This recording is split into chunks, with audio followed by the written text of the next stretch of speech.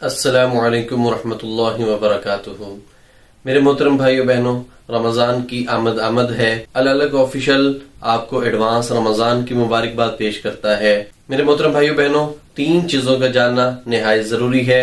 ایک قضا، دوسرا کفارہ اور تیسرا فدیہ۔ روزوں کی قضا کیا ہے، روزوں کا کفارہ کیا ہے، روزوں کا فدیہ کیا ہے؟ سب سے پہلے تو یہ جاننا ضروری ہے کہ قضا اگر کسی سے غلطی سے روزہ ٹوٹ جائے تو اس صورت میں واجب ہوتا ہے۔ کفارہ اس صورت میں واجب ہوتا ہے اگر کسی نے دانستہ طور پر جان بوجھ کر روزہ توڑ لیا تو اس صورت میں کفارہ واجب ہوتا ہے۔ اور کفارہ کیا ہے؟ 60 دن مسلسل روزے رکھنے ہیں، یا روزے نہیں رکھ سکتے تو 60 مسکینوں کو کھانا کھلانا ہے۔